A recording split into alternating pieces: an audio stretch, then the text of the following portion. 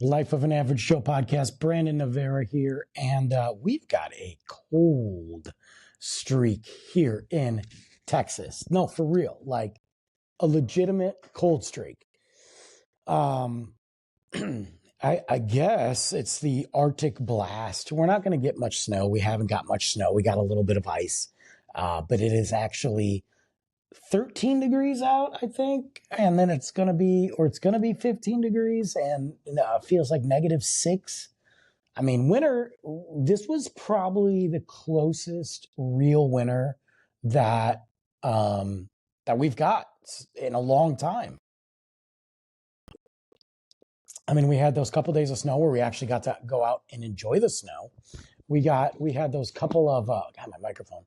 We had those couple of moments where, it got cold, and I've had now 3 fires. I've got to do 3 fires in my fireplace, which is pretty big for a Texas winter.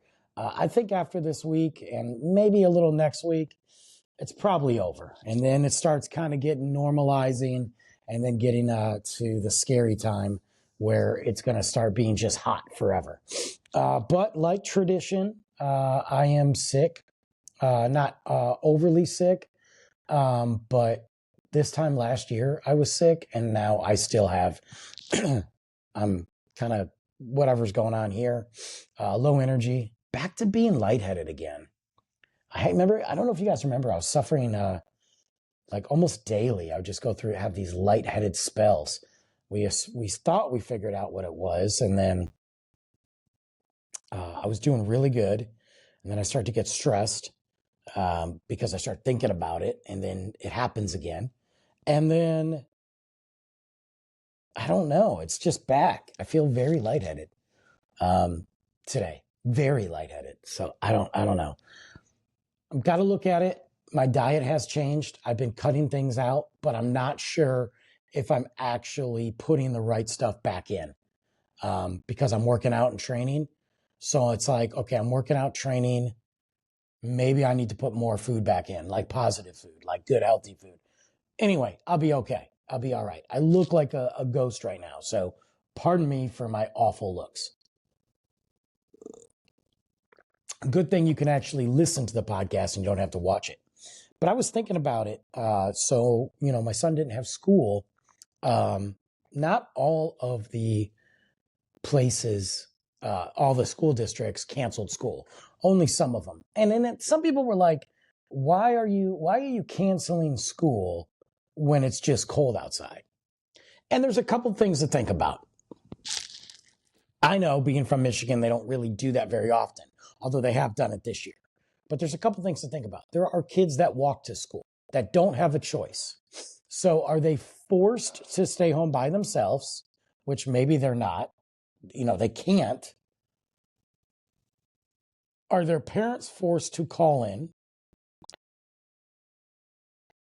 So you got to decide, okay, we're going to go to school. But if the kids walk to school, then it's too cold to walk, because it is. You're not going to let these younger kids, like high schoolers, they can bundle up and go, but you're not going to let these elementary kids walk to school. I think it's weird anyway that elementary kids walk to school. I know that sounds crazy, but I think that that's kind of a weird thing these days. But we could talk about that another time. So that being said, it poses a big problem for kids. If they don't have a ride, and then let's say they have to take the bus, they have to stand outside and wait for the bus at the bus stop. Not okay. So you got to make that decision, Then if you do a delayed start time, that throws everybody in a whack.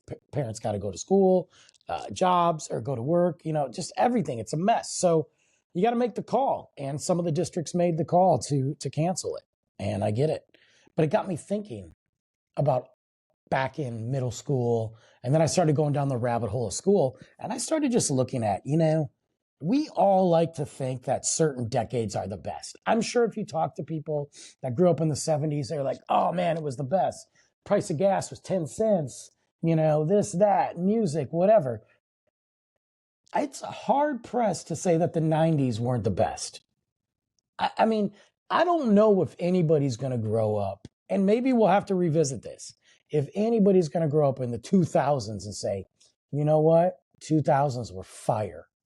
Maybe on a technology level because of what they got from the iPad, the iPhones, the social media, streaming services, and all that. They can look at it. But I'm going to strip that away and go back to when I was in school. And I'm going to look at just how different it was. Like, for example, the fashion was crazy. Fashion was definitely focused on. Fashion was definitely a big thing that we paid attention to. I'm not saying they don't do it now, but what I've seen, not that I spend a lot of time around schools because that's weird, but from what I have seen in the middle school and elementary school, elementary, I guess, because Luke's not in middle school, elementary school, there is a level of fashion that they like, what they wear. They pay attention more. Then as you get older, I mean, these people just show up in like onesies to school. They walk around with a blanket wrapped around their head. I mean, I know you had lazy days, but it was different. It was very different back then. We were very focused on it. The 90s fashion, the tight rolling of the jeans. One of the best stores ever, period, was Merry-Go-Round. If you don't remember what Merry-Go-Round is, it was like the trendiest store for all the new fashion trends that were hit. And there was several of them all over the place. Several of them all over the place. Close to me that I could shop at. And this was back when cross colors came out. This was Z Cavaricci, Girbeau, Hypercolor. I know some of you guys are like, what? And some of you guys know what I'm talking about. Dude, who would have thought that Hypercolor would have been a thing? Let's make these shirts, these one style design colors, and then when it gets hot or wet, we're going to change colors. And then when it dries or it cools off, it'll change another color. And then we're going to make shorts that way. And then we're going to make pants that way. Great, right? Cool. It's trendy. Neon colors were big back then. All these big, bold moves, were big back then. But did anybody think that wearing a hypercolor shirt in the summertime as you sweat under your armpits and you would have one color under your armpit and one color around the shirt, that was a great idea? But we bought them. We all had them. That window was a little bit different. It wasn't as big. But Z Cavaricci? Oh my God. Black Z Cavaricci pants, tight rolled. Silk shirt, cross color shirt, Girbeau, Z Cavaricci t-shirt, buttoned up shirt, tucked in. And what was cool about Z Cavaricci was it had that little label. Like everything had to have a label. Guess, Girbeau. But Z Cavaricci had it right along the zipper line, so it literally looked like your pants were unzipped. And that's what it was. And that was Merry-Go-Round, was it? They sold the necklaces, chains, hats, everything. And I got to tell you, skids. When skids came out, which were essentially MC Hammer pants, I was all about it. I remember going to Merry-Go-Round, finally I got 3 pairs of skids. This is expensive back in the day. Expensive. 3 pairs of skids, Z Cavaricci, Girbeau shorts, bright orange, red, some t-shirts, cross colors. And we're flying. We're flying with it. And that was fashion. And you would go back there for all the new latest drops. You knew when those clothes were going to be dropped. You knew when it was going to be a big fashion day. And we paid attention to that. We paid attention. Guess was huge. And I mean, I remember this back in like 6th grade. Everything during that era was geared towards about what you wore. Now, don't get me wrong. Sometimes, I mean, again, we had a lot more groups. I feel like we had a lot more cliques and groups back then, and they were very divided, yet we also were very together. You know, your burnouts, your druggies, your jocks, your nerds, whatever. Your, you know, the cool party kids, you know, all these different groups. And so certain groups were different things, but it was very representative. It was very much walking down the hallway back in the 90s. You could tell that people thought about, for the most part, what they wore. You go to school now and I'm looking around going, and I'm not saying you got to focus on it and play, you know, let's beat the Joneses and what I'm wearing. And I got to go on the cover of Cosmo magazine. I'm just saying it's vastly different now. I feel like there's no effort. But on top of that, it was like definitive of what the era was. I mean, look at the 90s. Look at as a whole. Look at everything from what was going on in sports.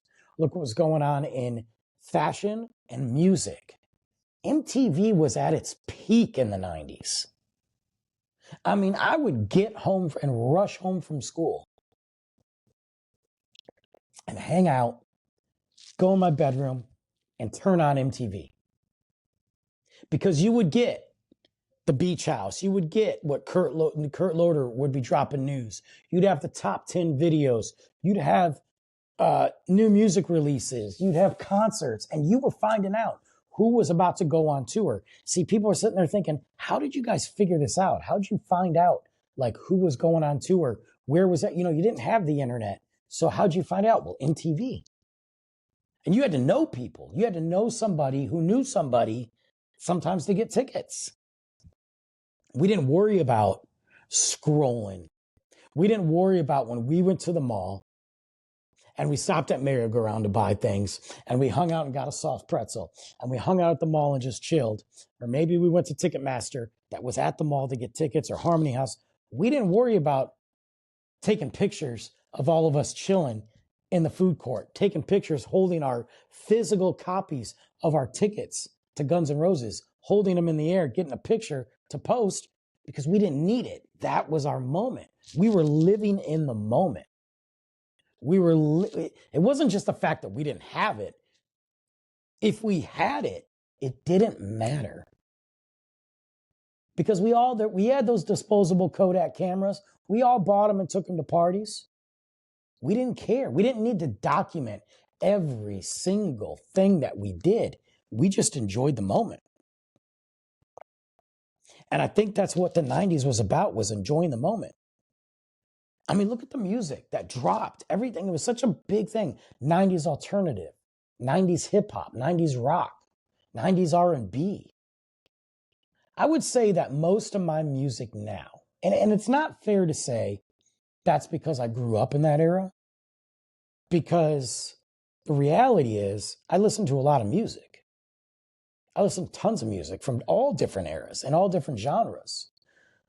But when I'm thinking about the music, when I'm thinking about that music that lasts, when I'm thinking about the music that sits there time after time and pops up on my Spotify, pops up in movies or pops up in it's 90s. Why? Because it was so impactful. It was a big moment. It was a huge, decade.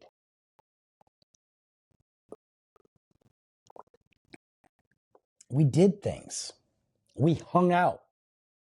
We hung out and were happy about it. We hung out at the mall. We hung out at the park. We hung out at Big Boy and Denny's and, away from the obvious parties and things like that. But that was the other thing too. That was different. School was different.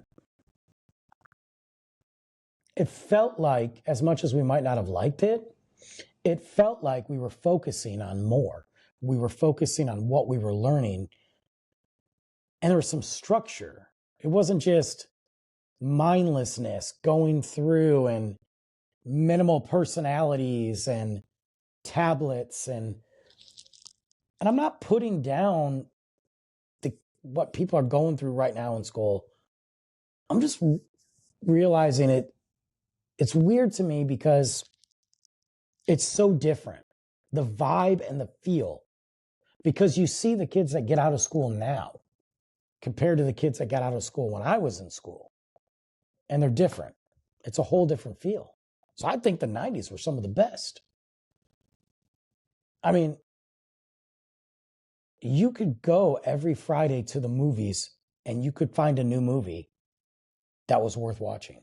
Even in the downtime, the slow time of the dog days, that weird period after the holidays, or late August, like where it's just the dog days of summer, you could go and still find a movie and be like, yeah, I'm going to go watch this every week.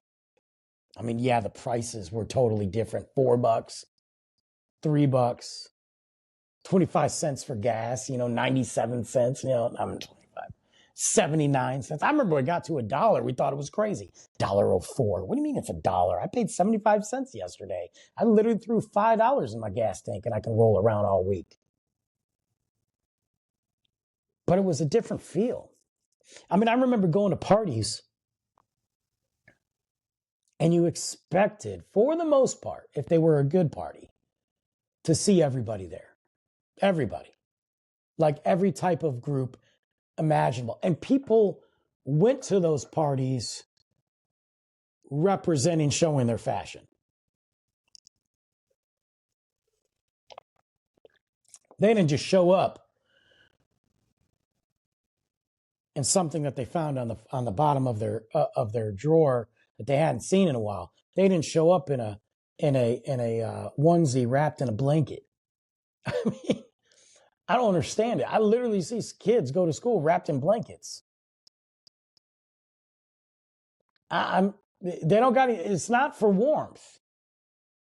Because I literally got a t-shirt underneath and a pair of sweatpants and then a blanket. And I'm like, oh, it's cold in the school. Well, that t-shirt you're wearing must definitely be keeping you warm then.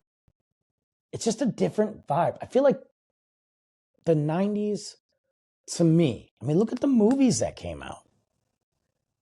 Unbelievable films. I mean, you wouldn't have any of the Jurassic Park movies right now if that first one didn't just crush it. And it did. And by the way, the first one's the best one. Period. Point blank. Best looking dinosaurs. Best movie. Period. The rest don't compare. You wouldn't have it. We got your Star Wars came back. Unbelievable.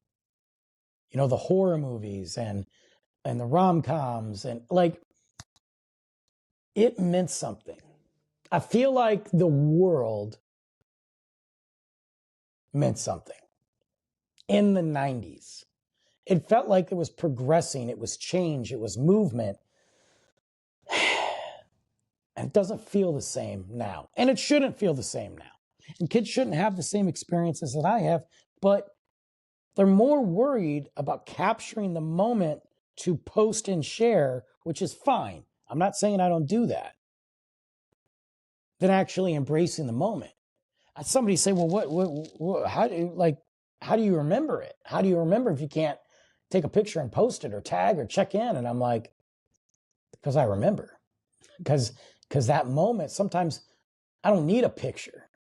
I don't need a picture to remember all the good times I had. I don't need a picture to think about those parties in the 90s. Matter of fact, I probably shouldn't have any pictures from those parties.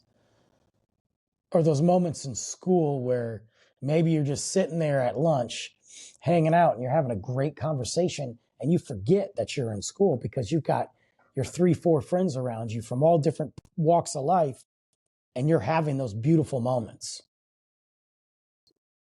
And you're remembering like, oh, we're in school. We're not done yet. I guess I better go to class.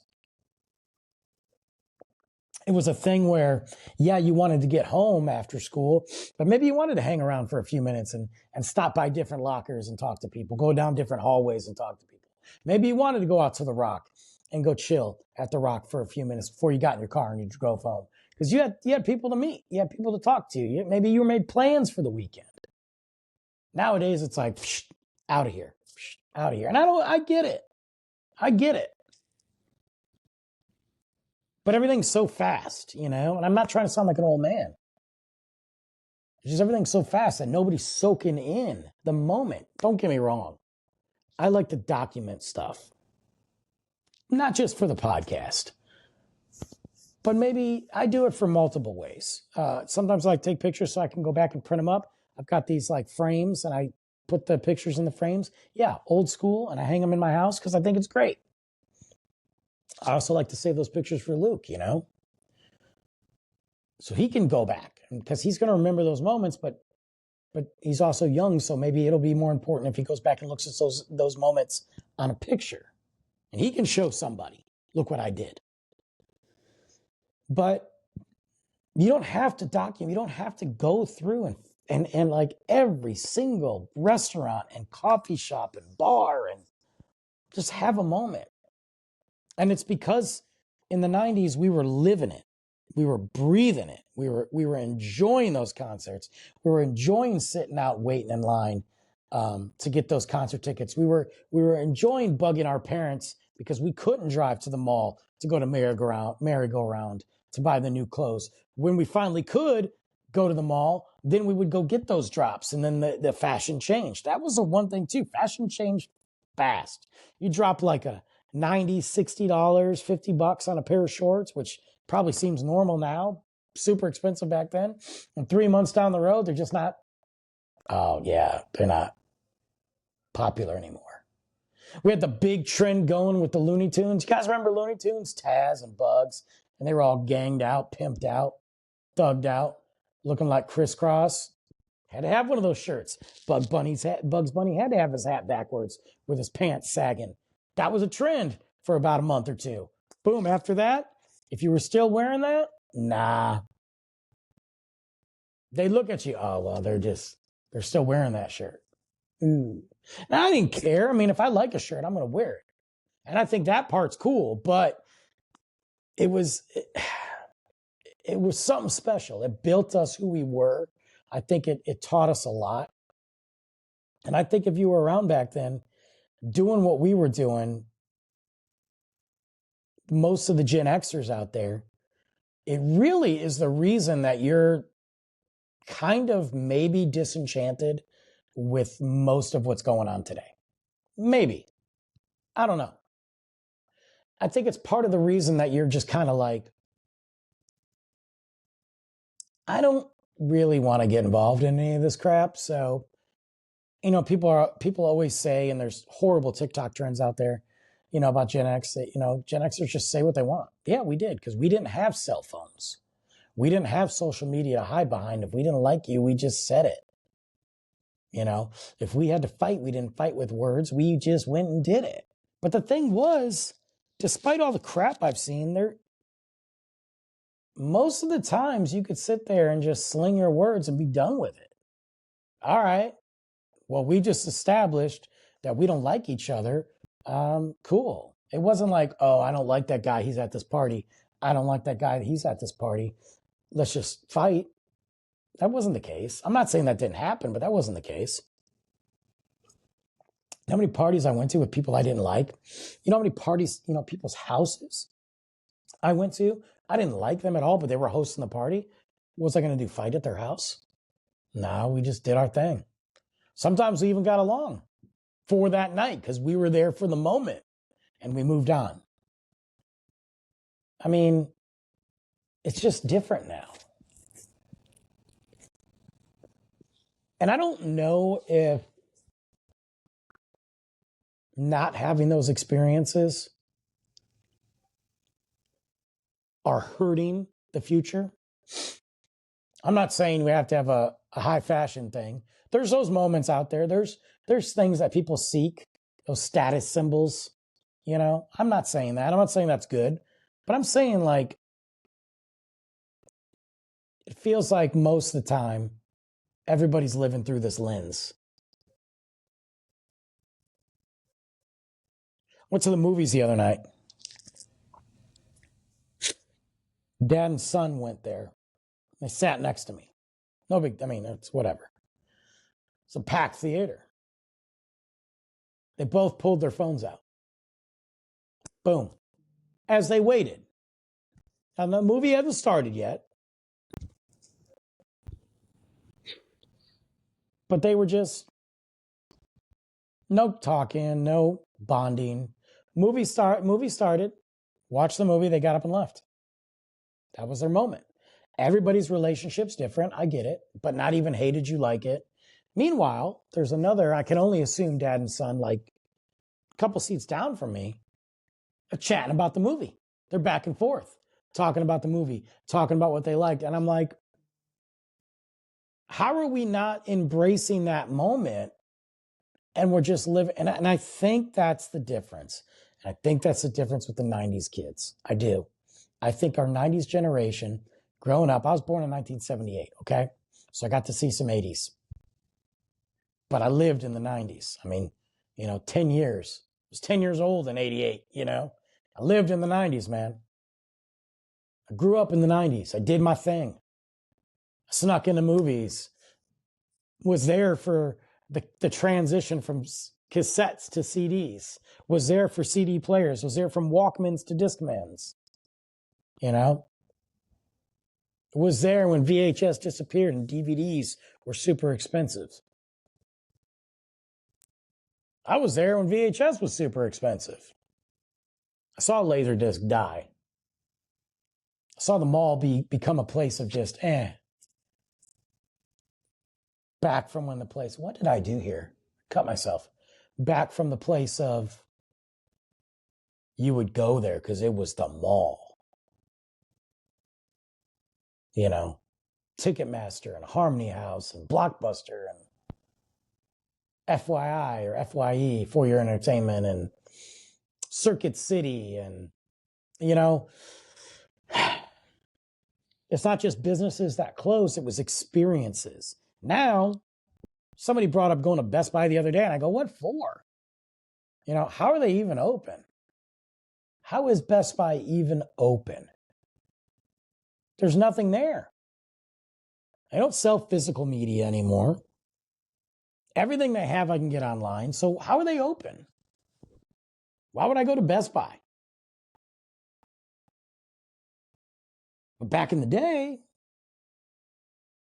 prior to Best Buy with Circuit City and all that, man, you went there for CDs. You went there for video games and music. And until this day, Harmony House will always remind me of what Empire Records was back, on the movies. Not, in the movies. The OG Harmony House, not the corporate ones. The OG Harmony House. Little shack in the corner to get tickets. Some dude didn't want to be there that early in the morning, walking to the back, unlocking the door, walking to the back. Come on, guys. Booting up the big giant computer. Well, how many tickets you want? And they didn't pull it up on screen to show you. They didn't flip you a tablet. They had a book, like a laminated book, layouts of the venues. And you'd point section 132. That's what I want. Okay, well, in section 132, we have seats starting at 60, going to 100. Seats starting at 30, going to 50. That's what we did. Point, boom. Or then he would say, this is all that's available right now. It's section 400. That's it. And guess what? If you miss the opportunity to buy those tickets when they went on sale, and maybe a couple days later they sold out, you didn't have the opportunity to go online and find it. You had to find a scalper. And I had a scalper. I had my own guy. He lived about an hour south of Detroit, 45 minutes south of Detroit, like on the way to Toledo. And he was my guy. And I can tell you so many times that I've missed concerts or didn't have the money to get tickets right away. And I would tell him, look, I know you're going to get these tickets. I'm going to come get you next week. And I would pay, $10 here, $20 extra. But I knew him. I did a lot of stuff for him. I gave him a lot of business. So he'd hook me up. But I would have to go because you couldn't get a digital ticket, a code. You had to have that physical ticket in your hand from Ticketmaster. $30. I remember when you paid $50, you're like, oh, God, it's a $50 show? Well, the floors are only 100, 90. Could you imagine nowadays? We live that experience. Now it doesn't matter. Look, if you want it, if a concert's sold out, it's really not sold out. You might pay for it. You might pay a lot for it, but you can get it. Just takes the fun away.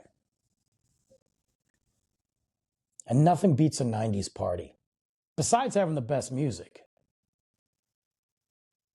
It's all those movies are based off that.